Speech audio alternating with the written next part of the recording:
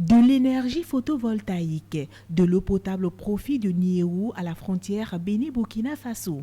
Les populations de cette localité qui buvaient le calice viennent enfin de pousser un ouf de soulagement grâce au programme d'action du gouvernement. Que ce soit les coiffeuses, que ce soit des tailleurs, les soudeurs, quelqu'un qui a appris un métier et au lieu de l'exercer dans son village est obligé d'aller loin parce qu'il n'a pas le courant, à partir d'aujourd'hui, il peut dire « Ah, je peux rester chez moi aussi ». Est-ce pas une bonne chose? Il est toujours avec vous, ce n'est pas parce qu'il est à Cotonou qu'il ne pense pas à Niéhou. Il pense à vous. Mais si vous avez déjà quelque chose pour encourager celui qui fait, il faudra entretenir ce qu'on a déjà. Donc, si vous l'entretenez, ça prouve qu'on peut encore apporter beaucoup d'autres choses.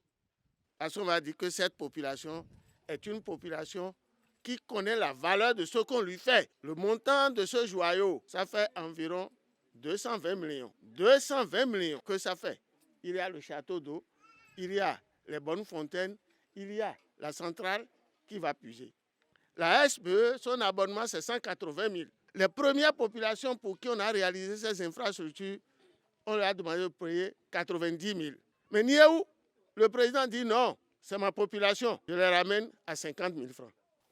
Et nous avons pour tout le village de Niéhou des lampadaires solaires qui sont au nombre de 10. Et l'ouvrage va impacter directement le quotidien d'au moins 150 personnes. Indirectement, il y aura au moins 500 personnes qui seront impactées.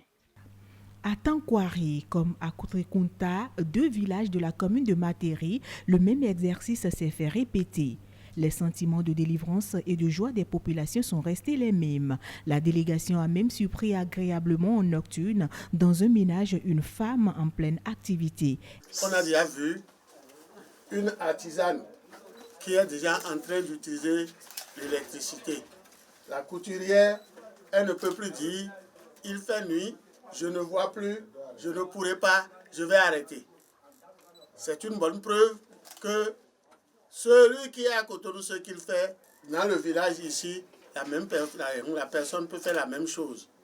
C'est une démonstration de la volonté du chef de l'État que l'électricité soit à la portée de tout le monde. C'est une preuve.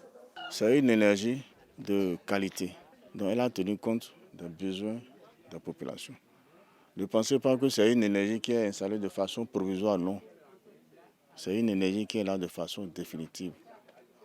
Et je voudrais au passage souligner que dans le cadre du programme MCA Bénin 2, il y a un accent particulier qui est mis sur la composante et accès à l'énergie hors réseau. C'est-à-dire que désormais, toutes les localités éloignées du réseau ou qui ne sont pas prises en compte à l'horizon 2035, toutes ces localités-là ont désormais la possibilité d'être électrifiées par ce qu'on a appelé l'électrification hors réseau. Le slogan, c'est l'énergie en quantité et en qualité pour tout et pour tous. Après l'acte 1 de Maria Gleta, l'homme qui incarne la rupture fait désormais de l'électrification rurale au fil des jours l'une des priorités majeures du Bénin révélée.